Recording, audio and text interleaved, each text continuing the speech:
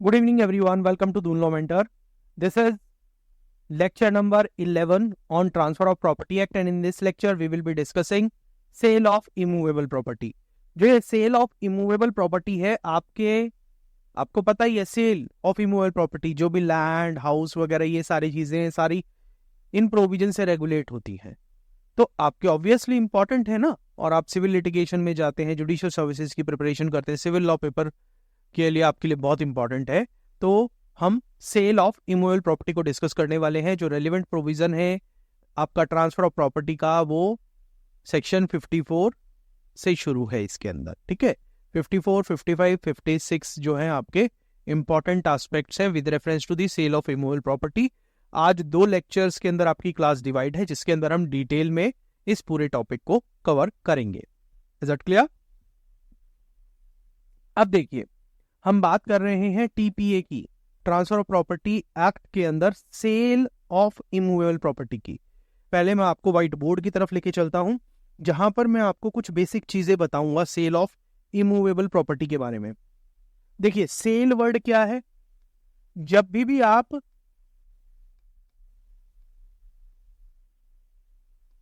Cell की बात करेंगे, सेल की बात करेंगे तो आपके माइंड में क्या आएगा? 2 पार्टीज आएंगी, है ना। 2 पार्टीज आपकी कौन होंगी? एक सेलर होगा और दूसरा बायर होगा, इतना तो है ही ना। और सेल की बात कर रहे हैं तो ऑब्वियसली 2 पार्टीज के साथ और क्या होगा? पैसे के लिए ले रहे हैं ना, सेल बेच रहे हैं, तो इसका मतलब प्राइस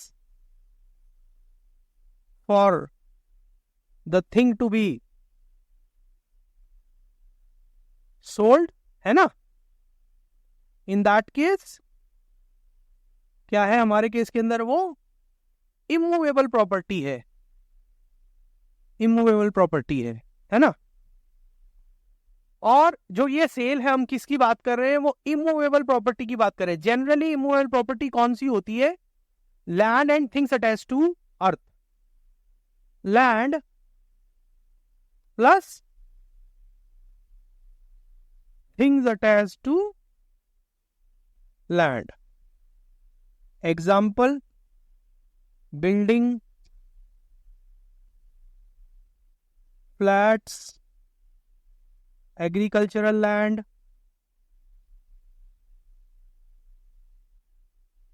शॉप्स एटसेट्रा। ये बेसिक चीजें होती है जब भी हम इमूवेबल प्रॉपर्टी की बात करते हैं।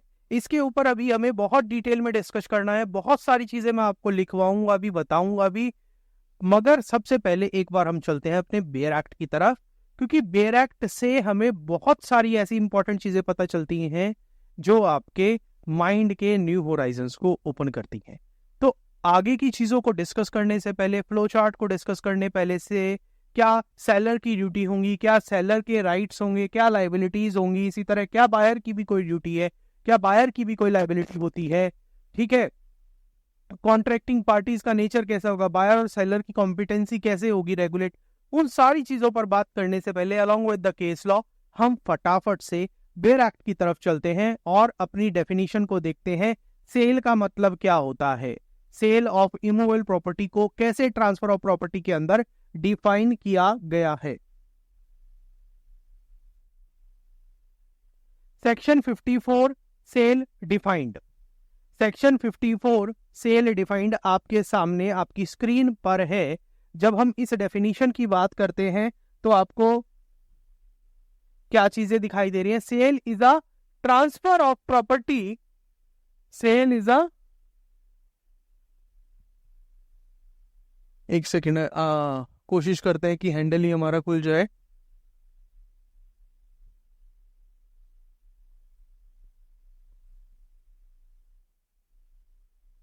चलिए कोई नहीं, इधर डिस्कस करते हैं इसको।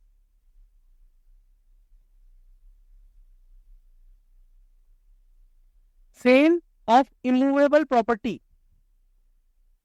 Sale of immovable property, section 54 sale define करता है इमूवेबल प्रॉपर्टी की।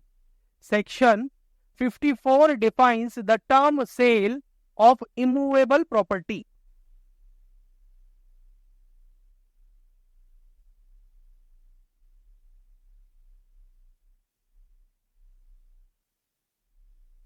Section 54 defines the term sale of immovable property. ये क्या कहता है? Sale is the transfer of ownership. पहली बात क्या है कि जब भी हम सेल की बात कर रहे हैं तो इसमें क्या होगा, एक पार्टी दूसरी पार्टी को ओनरशिप ट्रांसफर करती है, मतलब जो उसका मालिकाना हक है वो ट्रांसफर होता है सेल के अंदर। Sale is the transfer of ownership, transfer of possession नहीं है। जब भी सेल की बात होगी तो it is the transfer of ownership, मालिकाना हक ट्रांसफर हो रहा है, not just the mere possession of the product in exchange for the price paid और प्रोमिस्ड और पार्ट पेड और पार्ट प्रोमिस। इन एक्सचेंज मतलब किसके बदले? अब देखिए कॉन्ट्रैक्ट के अंदर हम कोई चीज देकर कुछ चीज वापस लेते हैं तो प्राइस को हम जनरली क्या बोलते हैं? That is the consideration for thing, ठीक है। इन exchange for the price paid, या तो प्राइस उसी टाइम पे कर दिया गया सेल के टाइम पर पूरी तरीके से, या फिर प्रॉमिस्ड, ओनरशिप ट्रांसफर हो गई है, प्राइस पे नहीं किया गया मगर बाद में प्राइस पे किया जाएगा, प्रॉमिस्ड, हम बाद में आपका पैसा दे देंगे। या तीसरी सिचुएशन हो सकती है कि ओनरशिप ट्रांसफर हो गया, कुछ हिस्सा प्राइस का पे किया गया है और कुछ बाद में पे किया जाएगा, कुछ हिस्सा प्राइस का पे कर दिया गया है और कुछ हिस्सा बाद में पे किया जाएगा, partly paid and partly promised. तो आपको इस डेफिनेशन से क्या क्या चीजें पता चली? सेल की डेफिनेशन सिंपली क्या है? Sale is the transfer of ownership. जब भी हम ट्रांसफर की बात करेंगे तो इट मींस ट्रांसफर कब होगा? From one person to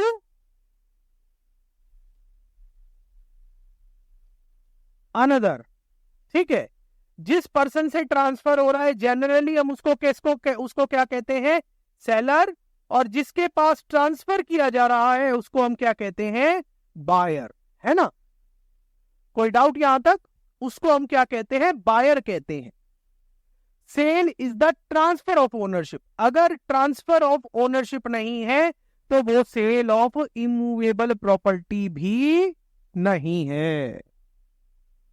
ownership transfer, mortgage वगैरह कुछ हो सकता है या पोजेशन हैंडओवर हो सकता है, बट वो सेल नहीं होगा जब तक ओनरशिप ट्रांसफर नहीं हो रही है, मालिकाना हक ट्रांसफर नहीं हो रहा है। और किसके बदले?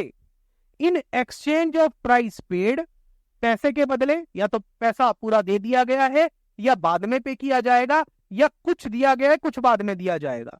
तो इसका मतलब क्या है कि जहां पर प्राइस कंसीडरेशन नहीं है, जहां पर मनी कंसीडरेशन नहीं है, इन एक्सचेंज वाली कोई चीज नहीं है, वो सेल नहीं होगी। जैसे यही कारण है कि अगर कोई व्यक्ति अपनी प्रॉपर्टी किसी दूसरे व्यक्ति को देता है बिना किसी कंसीडरेशन के, बिना किसी प्राइस को के, तो हम उसको गिफ्ट कहते हैं और उसकी गिफ्ट डीड होती है, सेल डीड नहीं होती।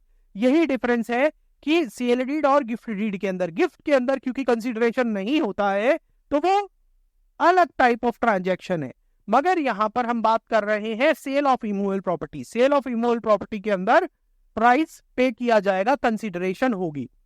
Is it clear? ये आपको सेक्शन 54 के फर्स्ट पैराग्राफ से ये बातें पता चलती हैं और बहुत ही इंपॉर्टेंट है आपके एग्जामिनेशन पॉइंट ऑफ व्यू से। आगे देखिए, अब सेल किस तरीके से होगी? सेल किस तरीके से होगी? Sale how made. जहां तक हम बात करते हैं सेल हाउ मेड की, तो सेल हाउ मेड की उसके बारे में क्या लिखा हुआ है? सच ट्रांसफर। सच ट्रांसफर मतलब ट्रांसफर ऑफ ओनरशिप। इसको यहां से कनेक्ट कीजिए। सच transfer in the case of tangible immovable property. अब टेंजिबल इमूवेबल प्रॉपर्टी, टेंजिबल से आप क्या समझते हैं? जिसको आप देख सकें। जैसे कि आपकी इमूवेबल प्रॉपर्टी दो तरीके की हो सकती है, टेंजिबल और इनटेंजिबल। टेंजिबल जैसे कि लैंड, हाउस, बिल्डिंग, फ्लैट, ये सारी चीजें जिनको आप देख सके, वो अगर उस तरीके की इमूवेबल प्रॉपर्टी है और उसकी वैल्यू अगर 100 रुपए से ज्यादा है, 100 रुपए या उससे ज्यादा है, if the value of the tangible immovable property is of rupees 100 and upwards, then or in the case of a reversion or other intangible thing, reversion वापस हो रही है प्रॉपर्टी या intangible thing, intangible immovable property कौन सी होगी, intangible thing कौन सी होगी, जैसे right of ferries, right of ferries, right of fisheries, right of fisheries can be made only by a registered instrument.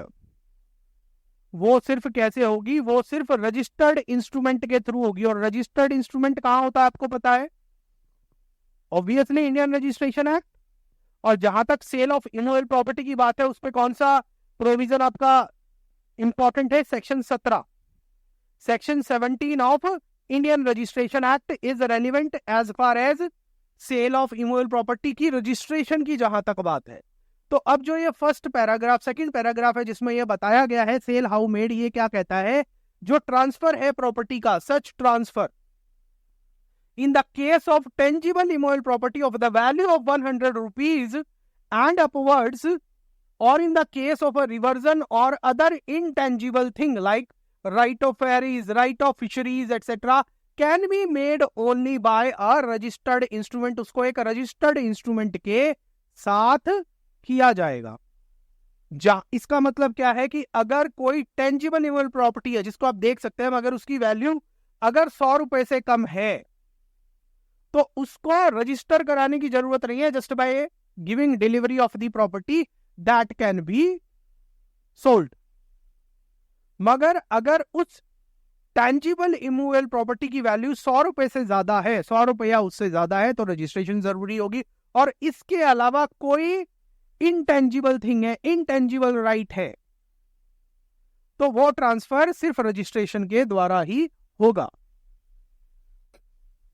In the case of a tangible immovable property, अब देखिए paragraph में बताया गया है जहां पर टेंजिबल इमूवेबल प्रॉपर्टी है और उसकी वैल्यू 100 रुपए से कम है, is less than 100 rupees, the value of tangible immovable property, tangible का मतलब मैंने आपको बता दिया है, जिसको आप देख सके, जैसे लैंड, बिल्डिंग एटसेट्रा एटसेट्रा, उसकी वैल्यू अगर 100 रुपए से कम है, less than 100 rupees, such transfer may be either made by registered instrument और बाय डिलीवरी ऑफ प्रॉपर्टी। अगर 100 रुपए से कम की वैल्यू है तो रजिस्ट्रेशन कंपल्सरी नहीं है, रजिस्ट्रेशन ऑप्शनल है। लिखा है ना, may be transferred either by way of delivery और by way of registered instrument. मगर जबकि आपकी टेंजिबल इमूवेबल प्रॉपर्टी की वैल्यू 100 रुपए या उससे ज्यादा है, then in that case can be made only, लिखा है ना, can be made only by registered instrument. Simple चीज ध्यान रखिएगा, जहां पर इमूवेबल प्रॉपर्टी की वैल्यू 100 रुपए या उससे ज्यादा है, कोई स्कोप नहीं है अनरजिस्टर्ड डीड के थ्रू, या मतलब आप डिलीवरी के थ्रू उसको डिलीवर नहीं कर सकते। एक्चुअल में आपको सेल करने के लिए उसको रजिस्टर कराना पड़ेगा under the provisions of the Indian registration act. वहीं अगर आपकी टेंजिबल इमूवेबल प्रॉपर्टी की वैल्यू अगर 100 रुपए से कम है तो वहां पर कंपल्सरी मैंडेटरी नहीं है, compulsory registration mandatory, compulsory registration की रिक्वायरमेंट नहीं है, रजिस्ट्रेशन इज ऑप्शनल। आप चाहो तो रजिस्ट्रेशन करा सकते हो, या फिर just by मियर delivery of the tangible immovable property वो सेल भी कंप्लीट हो जाएगी। अगर बाकी की जो प्राइस वाली चीजें और बाकी जो कंडीशंस और रिक्वायरमेंट आने वाले प्रोविजंस के अंदर जो आपको बताई जाएगी, अगर उनका कंप्लायंस हो जाता है तो सेल कंप्लीट हो जाएगी। Is it clear? Delivery of tangible immovable property takes place. Tangible immovable property कब होगी? Takes place when the seller places the buyer और such person as he direct. He directs कौन? As the buyer directs in possession of the property. जो tangible immovable property है उसका delivery कब complete होगी? जब सेलर बायर को property के पोजीशन में ले आए या फिर बायर की डायरेक्शन पर किसी और व्यक्ति को पोजीशन में ले आए, तब हम इसको मान लेंगे here the seller has delivered the tangible immovable property to the seller. अभी तक जब आपने 1, 2 या 3 पैराग्राफ पढ़े, इसके अंदर क्या क्या चीजें पता चली कि जो आपका ट्रांसफर है वो टेंजिबल इमूवेबल प्रॉपर्टी का भी है और इनटेंजिबल थिंग का भी है। ठीक है, हमेशा प्राइस के लिए होगा, एक पार्टी ट्रांसफर करेगी, दूसरा पार्टी रिसीव करेगा प्रॉपर्टी को। ट्रांसफर करने वाले को सेलर कहेंगे, जो लेगा उसकी डिलीवरी उसको बायर कहेंगे, वो पे कर रहा है उसके लिए प्राइस, वो कंसीडरेशन है, कंसीडरेशन अमाउंट। सेल के अंदर हमेशा ट्रांसफर ऑफ ओनरशिप होगी। ठीक है, और कॉन्ट्रैक्ट ऑफ सेल क्या है? Contract for sale, a contract for the sale of immovable property is a contract that a sale of such property shall take place on term settled between the parties. A contract for sale, a contract of sale और for sale की बात हो रही है। Contract of sale and contract for sale। देखिए, contract of sale complete होने का मतलब है कि प्रॉपर्टी ट्रांसफर हो चुकी है, और कॉन्ट्रैक्ट फॉर सेल का मतलब है कि पार्टीज के बीच में अभी इमूवेबल प्रॉपर्टी सेल नहीं हुई है, अभी उन्होंने सिर्फ करार किया है कि हम सेल करेंगे। सेलर ये कहता है कि मैं ये प्रॉपर्टी आपको बेचूंगा और बायर ये कहता है कि मैं ये खरीदूंगा। कॉन्ट्रैक्ट फॉर सेल का मतलब है। और देखा होगा आपने, अगर आपने कोई प्रॉपर्टी रजिस्ट्रेशन देखी होगी तो आजकल तो जिसको हम कच्चा एग्रीमेंट कहते हैं, एग्रीमेंट टू सेल, एक होता है एग्रीमेंट टू सेल और दूसरा है contract for sale. Agreement to sale का मतलब क्या होता है? पार्टी अपने कन्वीनियंस के हिसाब से वो एग्रीमेंट कर रही है कि हम आपस में भाई जो टर्म्स लिखी जाए उस हिसाब से कंप्लायंस करके इस स्टेज पर आपको ये अमाउंट देना है, और फाइनली जब सारा अमाउंट आ जाएगा तो रजिस्ट्री करा के आपके नाम पर प्रॉपर्टी ट्रांसफर हो जाएगी। ठीक है, उसको रजिस्ट्रेशन कराने की जरूरत नहीं होती है एग्रीमेंट टू सेल को, वो कच्चा एग्रीमेंट होता है, उसको नोटरी स्टैंप लगा के आपका सारा काम हो जाता है। मगर कॉन्ट्रैक्ट फॉर सेल है वो रजिस्टर्ड डॉक्यूमेंट होता है, उसकी भी रजिस्ट्रेशन होती है कि प्रॉपर्टी को हम आगे चलकर सेल करेंगे और बायर उसे खरीदेगा, तो ताकि पार्टीज एक दूसरे के साथ बाउंड हो जाए। क्योंकि कई बार ऐसा होता है ना कि दोनों पार्टियों का विचार बन गया कि एक पार्टी प्रॉपर्टी बेचेगा, दूसरा खरीदेगा, मगर कुछ पेमेंट इधर उधर होने के बाद, प्रॉपर्टी आने के बाद या प्राइस वैल्यू बढ़ने के बाद, अगर सपोज करो एग्रीमेंट होने के बाद या विचार बनने के बाद प्रॉपर्टी की वैल्यू बढ़ जाए, तो हो सकता है कि बायर का मन, सेलर का मन चेंज हो जाए, वो कहेगा अब तो नहीं बेचना, मेरे को बड़े प्राइस पर बेचना है। या जो बायर है वो कुछ पेमेंट दे दे सेलर को और सेलर पेमेंट लेके बैठ जाए और बोले कि मैं नहीं, अब नहीं बेचना, आपके पैसे मैं कुछ टाइम के बाद दे दूंगा, रिटर्न कर दूंगा, लटका दे उसे। तो उन सारी चीजों को सेव करने के लिए कॉन्ट्रैक्ट फॉर सेल किया जाता है, जो एक रजिस्टर्ड इंस्ट्रूमेंट होता है और उसकी पूरी वैल्यू होती है। जो एग्रीमेंट टू सेल है वो पार्टीज के बीच का है। एग्रीमेंट है ना, आप कोर्ट में जाके उसको एनफोर्स तो नहीं कर सकते ना, वो बस अपने कन्वीनियंस के लिए है। ठीक है, तो ये आपका कॉन्ट्रैक्ट ऑफ सेल और कॉन्ट्रैक्ट फॉर सेल का डिफरेंस है। कॉन्ट्रैक्ट ऑफ सेल के अंदर मतलब सेल कंप्लीट हो गई है। कॉन्ट्रैक्ट फॉर सेल का मतलब है कि हम ये करार करते हैं, ये कॉन्ट्रैक्ट करते हैं कि आगे चलकर सेल कंप्लीट की जाएगी। ठीक है, it does not of itself create any interest in और चार्ज ऑन सच प्रॉपर्टी। अगर कोई कॉन्ट्रैक्ट ऑफ सेल हो भी गया तो बायर का अपने आप में इसमें कोई इंटरेस्ट नहीं होता है, इंटरेस्ट क्रिएट नहीं होगा, सिर्फ कॉन्ट्रैक्ट ऑफ सेल की वजह, कॉन्ट्रैक्ट फॉर सेल की वजह से। जब तक contract for sale contract of sale के अंदर कन्वर्ट नहीं होगा, बायर का कोई अपना इंटरेस्ट उस प्रॉपर्टी के अंदर नहीं है। ठीक है, इज इट क्लियर? ये ध्यान रखिएगा। Rights and liabilities of buyer and seller पर जाने से पहले वापस से हम अपने व्हाइट बोर्ड पर चलते हैं और यहां कुछ चीजें और देखते हैं। जैसे कि अभी आपको क्या पता चला, सेक्शन 54 से क्या पता चला आपको कि सेल के अंदर क्या होगा। According to section 54, in cell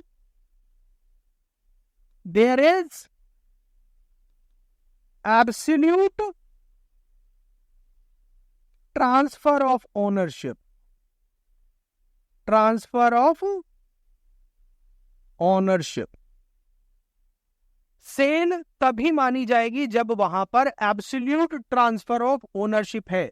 अगर एब्सोल्यूट ट्रांसफर ऑफ ओनरशिप नहीं है तो वो सेल नहीं मानी जाएगी।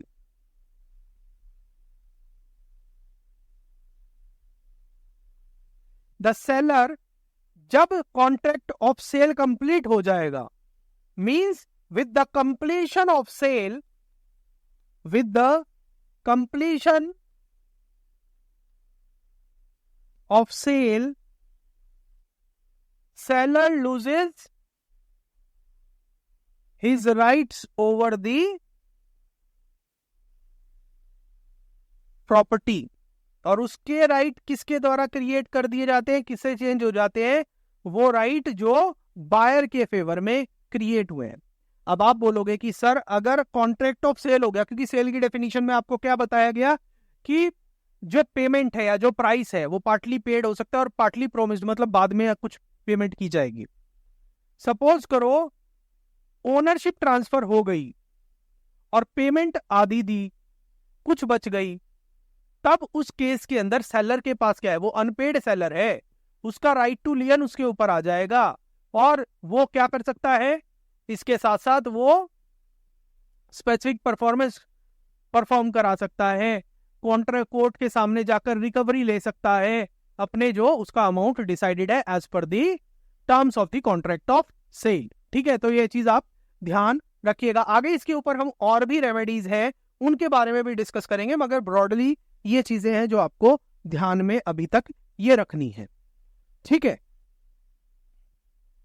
जो प्रॉपर्टी ट्रांसफर करने वाला है, the transferor of property, property transferor is called, property transferor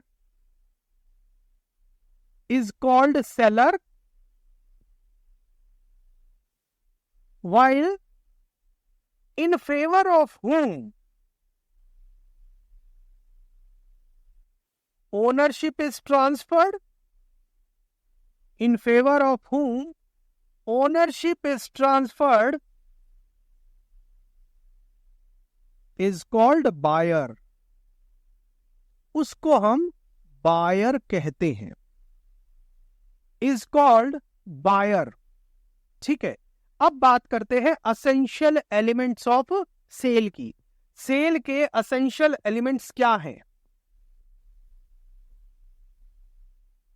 essential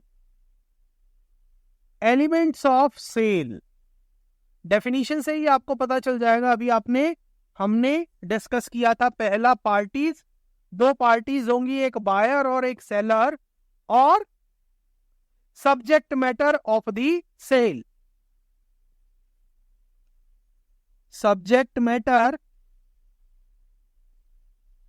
of sale that is property. तीसरा price consideration, price consideration, and चौथा आपका ट्रांसफर और कन्वेयंस। ट्रांसफर और कन्वेयंस, ये चार चीजें हैं। जहां तक पार्टीज की बात है, पार्टीज के बारे में आपको पता ही है कि किसी भी कॉन्ट्रैक्ट ऑफ सेल के, सेल ऑफ इमूवेबल प्रॉपर्टी के अंदर जो पार्टीज होंगी, जहां तक हम पार्टीज की बात करते हैं तो पार्टीज आपकी दो हैं, एक है सेलर, दूसरी है बायर। ठीक है, सेलर कौन होगा? जो प्रॉपर्टी सेल कर रहा है, जो खरीद रहा है, उसे हम बायर कहते हैं। जो सेलर है, seller should be competent to contract, should be competent to contract, ठीक है। और जहां तक बायर की बात है, buyer must not be disqualified by law to be transferring, buyer should not be disqualified by law to be a transferee, ठीक है। आप बोलोगे सर ये क्या लिख दिया, उधर तो लिख दिया कॉम्पिटेंट टू कॉन्ट्रैक्ट होना चाहिए, उधर लिख दिया कि should not be disqualified by law to be transferee. इन दोनों के अंदर ये डिफरेंस है कि जब हम बात करते हैं should be competent to contract, तो उस पार्टी के अंदर सारी रिक्वायरमेंट होनी चाहिए कॉम्पिटेंसी, चाहे एज की हो, चाहे साउंड माइंड की हो, या और कोई रिक्वायरमेंट, ठीक है। मगर जब हम ये कहते हैं not to be disqualified to be a valid transferee, तो इसका मतलब क्या है कि चाहे वो कॉम्पिटेंट टू कॉन्ट्रैक्ट ना हो, बट वो वैलिड ट्रांसफरी होगा तो हो सकती है। जैसे इस केस के अंदर मैंने आपको बताया, यही कारण है, because of this thing should not be disqualified by law to be transfer, यही कारण है कि इमूवेबल प्रॉपर्टी माइनर के फेवर में ट्रांसफर की जा सकती है। हाँ, जो कॉन्ट्रैक्ट ऑफ सेल होगा वो हमेशा मेजर लोगों के बीच में होगा, मतलब जो सेलर होगा वो मेजर होगा, और जो माइनर के बिहाफ पे परचेज करेगा, मतलब बायर हो गया ना, ये ट्रांसफर ही है, मगर इसके बिहाफ पे जो परचेज करेगा वो मेजर होना चाहिए, जिसके सिग्नेचर वगैरह होंगे, but minor can be the valid transferring. Got my point. तो यही कारण है, ये चीज है, ये लिखा है कि he should not be disqualified by law to be a valid transferee. यही कारण है कि जो बायर हो सकता है that may be a minor, may be a minor, that may be a minor, ठीक है। जो सेलर है, seller should have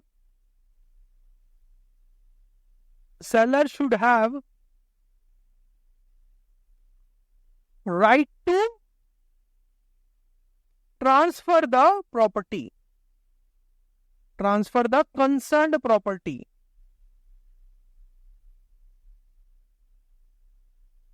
right to transfer the concerned property. Seller and buyer both must have right to transfer the concerned property. The seller must have right to transfer the concerned property. Both buyer and seller must be of sound mind. Both buyer and seller must be of sound mind. अब हम बात करते हैं subject matter of sale of immovable property की। Subject matter obviously आपका, हम immovable property की बात कर रहे हैं, ठीक है। इस इमूवेबल प्रॉपर्टी के अंदर आपको बताया टेंजिबल थिंग होगा और आपका इंटेंजिबल थिंग होगा, ठीक। जहां तक टेंजिबल थिंग की बात है, land, building,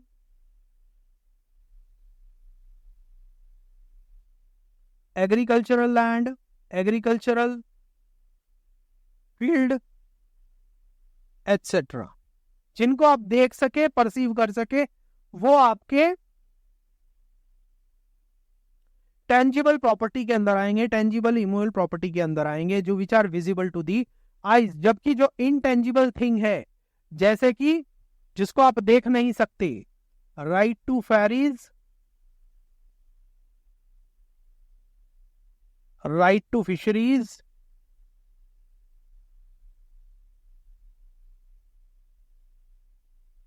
right to ferries, right to fisheries, right to mortgage etcetera, ये आपका इंटेंजिबल थिंग के अंदर आते हैं।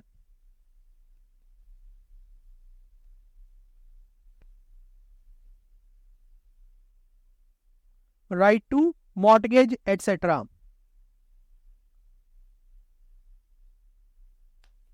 मगर एक चीज है, जिस भी प्रॉपर्टी को आपको ट्रांसफर करना है, the property must be in existence, the property must be in existence at the date of the transfer or at the date of the sale of such property. Such property must be to be a qualified property as per section 6 of TPA. जो property है that must be a qualified property as per section 6 of TPA. TPA के हिसाब से वो एक qualified property, section 6 के हिसाब से वो क्वालिफाइड प्रॉपर्टी होनी चाहिए। अब जो अगला एसेंशियल कंपोनेंट है वो है प्राइस और कंसीडरेशन। प्राइस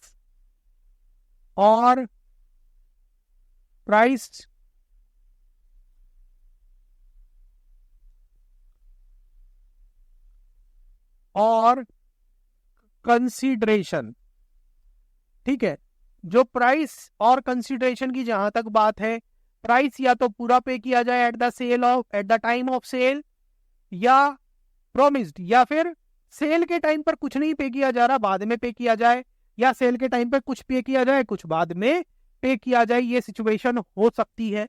ठीक है, और इसके अलावा और क्या हो सकता है,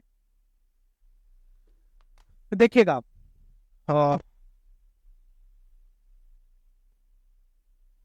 जहां तक टर्म प्राइस की बात है, it should have certain meaning which is the money consideration as per section 4 of the TPA. Price is the money consideration as per section 4 of the TPA. जहां तक sale of contract, sale of immovable property की बात है, price, payment of price at the contract of sale is not a condition precedent or is not a sine qua non. It may be paid even after the transfer of ownership. Got my point? It may be paid after the transfer of ownership.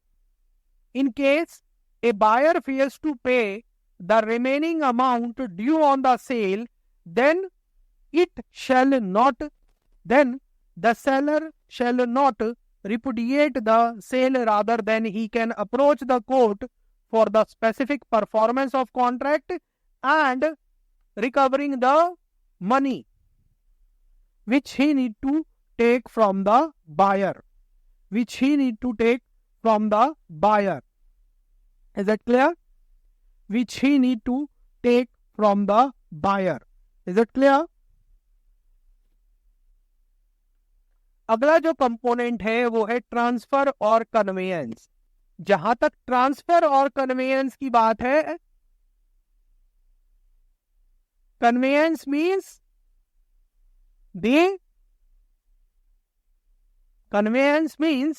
passing on the property from seller to the buyer. Passing on property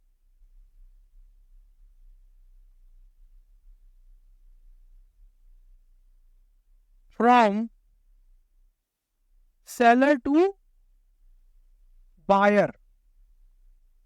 सिर्फ passing on property नहीं, passing on ownership, and this ownership means all rights pertaining to property. All rights pertaining to property. All right pertaining to property.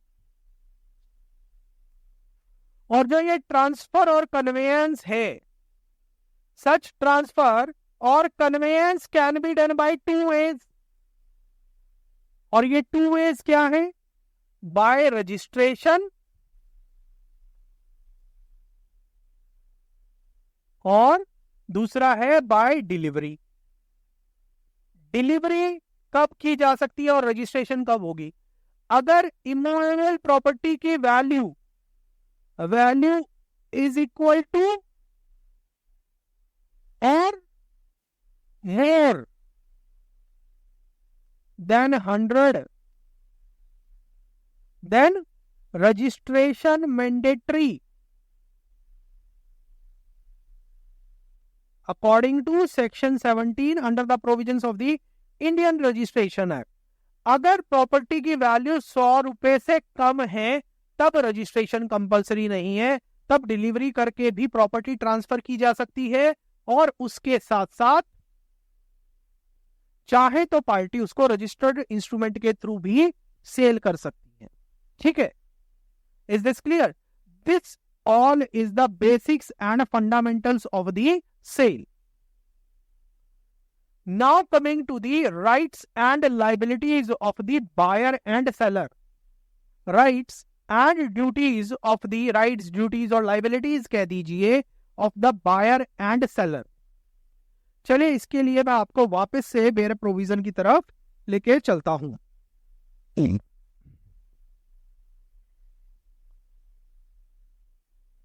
Section 55 इस बारे में बात करता है rights and liabilities of buyer and seller.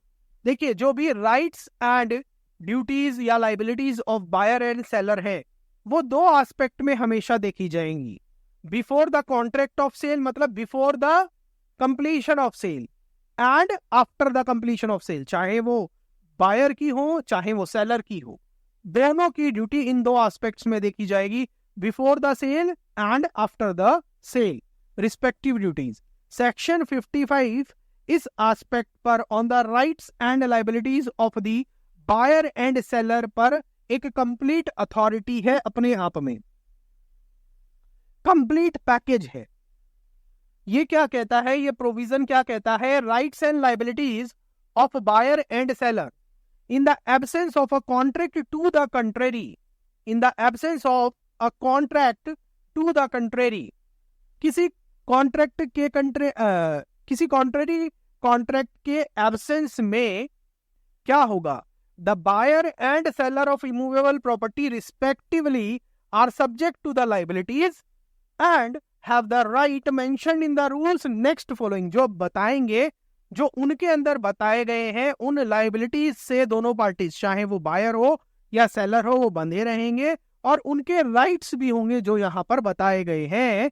And such of them are applicable to the property sold. अब पहले सबसे पहले सेलर के राइट्स के बारे में बताया गया है, द सेलर की लाइबिलिटीज के बारे में बताया गया है। सेलर इज बाउंड, पहला है सेलर इज बाउंड। जहां तक सेलर की बात है इसके बारे में क्या लिखा है? The seller is bound to disclose to the buyer.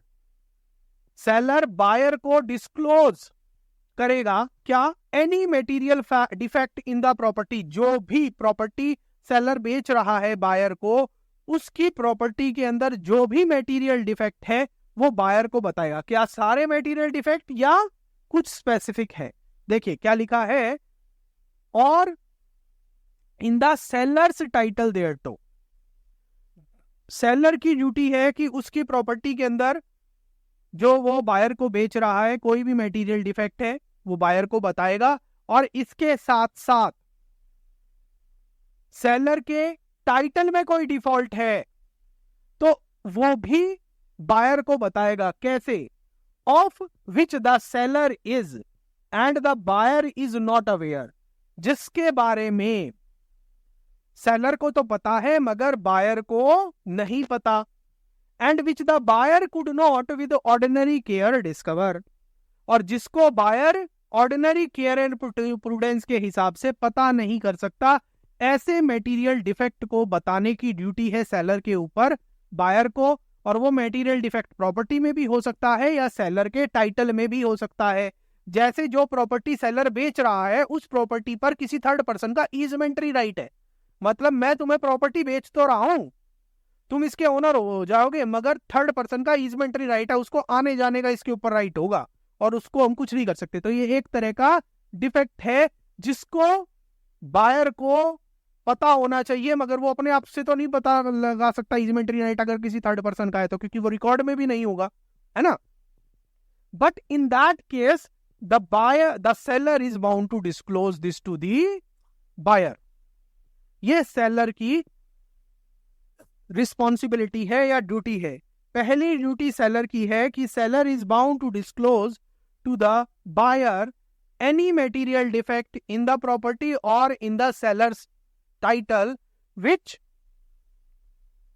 The seller knows, जिसका सेलर को पता है मगर बायर को नहीं पता, और वो ऐसा डिफेक्ट है बायर ऑर्डिनरी प्रूडेंस से उस डिफेक्ट का पता भी नहीं लगा सकता। बायर उस डिफेक्ट का ऑर्डिनरी प्रूडेंस से पता भी नहीं लगा सकता। आगे देखिए,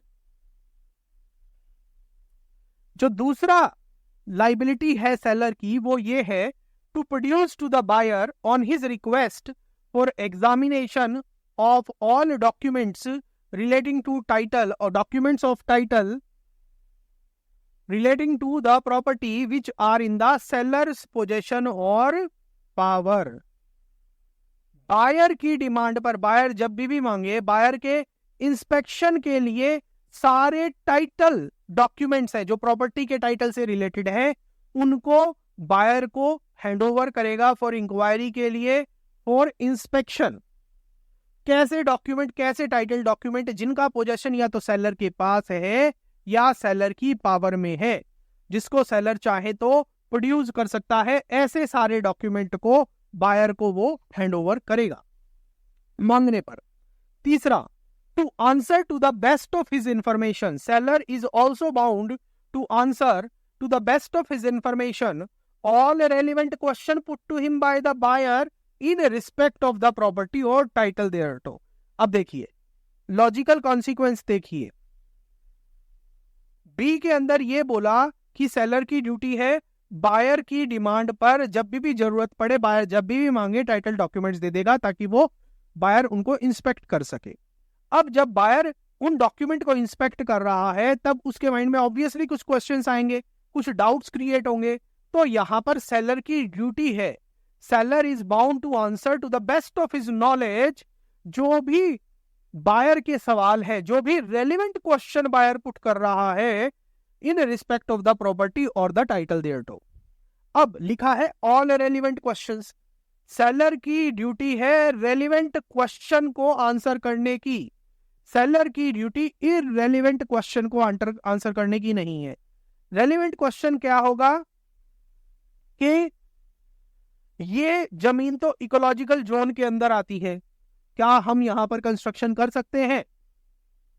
इररेलेवेंट क्वेश्चन ये होगा कि जमीन पर कुत्ते की पॉटी गिरी हुई है, ये किसका कुत्ता आके यहाँ पे पॉटी कर गया? तो ये इररेलेवेंट क्वेश्चन होगा, ऐसे सवालों का जवाब देने की ड्यूटी नहीं होगी सेलर की। I am just giving you an example जो इररेलेवेंट क्वेश्चन वाला दिया, बट आप बात को समझिए मैं क्या कहना चाह रहा हूं। सेलर को सारे सवालों का जवाब देना है। कौन से? रेलिवेंट सवालों का।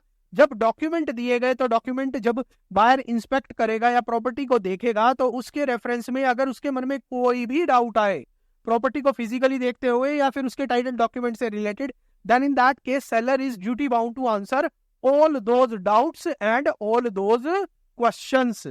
The seller is bound to answer all those doubts and all those questions. All those questions. Is that clear? D क्या कहता है? On payment or tender of the amount due in respect of the price to execute a proper conveyance of the property when the buyer tenders it to him for execution at a proper time and place. जब buyer seller को payment कर दे price की, मतलब जो money consideration है उसकी payment कर दे या पेशकश कर दे, टेंडर मतलब पेशकश कर दे, हाँ भाई मैं तुम्हें पैसे देना चाहता हूं, तो उसके बाद सेलर की ड्यूटी है कि वो प्रॉपर कन्वेयंस ऑफ प्रॉपर्टी तैयार कराए और उसको एग्जीक्यूट कराए in favour of the buyer within reasonable time. Is it clear? तो ये सेलर की ड्यूटी है। अगला देखिए, between the date of contract of sale, जिस दिन कॉन्ट्रैक्ट ऑफ सेल होता है और जिस दिन प्रॉपर्टी डिलीवरी होती है, इन दोनों के बीच का जो टाइम गैप होगा, देखिए कॉन्ट्रैक्ट ऑफ सेल हो गया, उसके बाद प्रॉपर्टी की डिलीवरी हो सकता है कुछ टाइम बाद हो, अगर इसमें कोई गैप है तो इस दौरान क्या होगा? कॉन्ट्रैक्ट ऑफ सेल कंप्लीट होने के बाद तो मतलब ओनरशिप ट्रांसफर हो गई है, ओनरशिप बायर के पास चली गई है, सिर्फ पोजेशन ऑफ प्रॉपर्टी नहीं गया है। तब उस स्थिति के अंदर क्या होगा, तब उस स्थिति के अंदर क्या होगा, to take as much care of the property, to take as much care of the property and all documents relating to title relating thereto which are in his possession, जो उसके पोजेशन में है, as an owner of ordinary prudence would take of such property and documents. जब contract of sale complete हो गया, जब contract of sale complete हो गया और डिलीवरी होने के टाइम के बीच में उसके पास अगर किन्हीं डॉक्यूमेंट का कस्टडी है, तो वो उन डॉक्यूमेंट्स की प्रॉपर केयर करेगा जैसे वो उसकी खुद की प्रॉपर्टी हो और जैसे वो उसके खुद के डॉक्यूमेंट हो। ये सेलर की ड्यूटी है। ठीक है, अभी हम 15-20 मिनट का ब्रेक ले रहे हैं, 5:30 पे फिर से ज्वाइन करिएगा। अपने इस सेशन को आगे कंटिन्यू करेंगे, जिसके अंदर हम इमूवेबल प्रॉपर्टी के जो rights, duties and liabilities buyer और सेलर के हैं उसको कंप्लीट करेंगे। बहुत ही इंपॉर्टेंट लेक्चर है आज का ये, तो आप इस चीजों को ध्यान में रखिएगा। तो डियर स्टूडेंट्स, आज की इस वीडियो के अंदर आपने जाना कि डिफरेंस क्या होता है सेल के अंदर, कॉन्ट्रैक्ट ऑफ सेल के अंदर और कॉन्ट्रैक्ट फॉर सेल के अंदर। अगर आपको ये डिफरेंस समझ आया और आपको हमारा पढ़ाने का तरीका अच्छा लगा तो कमेंट सेक्शन के अंदर अपनी फीडबैक जरूर दीजिएगा। और हाँ, मैं आपको एक चीज बताना चाहूंगा, ये हमारा डेमो लेक्चर है। इसी तरीके से, जिस तरीके से इस वीडियो के अंदर पढ़ाया गया है, इसी तरीके से हम अपनी रेगुलर क्लासेस के अंदर आपको पढ़ाते हैं। अगर आप हमारे साथ पर्सनलाइज तरीके से जुडिशरी और एपीओ एग्जाम की प्रिपरेशन करना चाह रहे हैं तो आप हमारे पेड कोर्सेज को from our website and Android app join कर सकते हैं। चलिए, मैं मिलता हूं आपसे अगले वीडियो में। Thank you.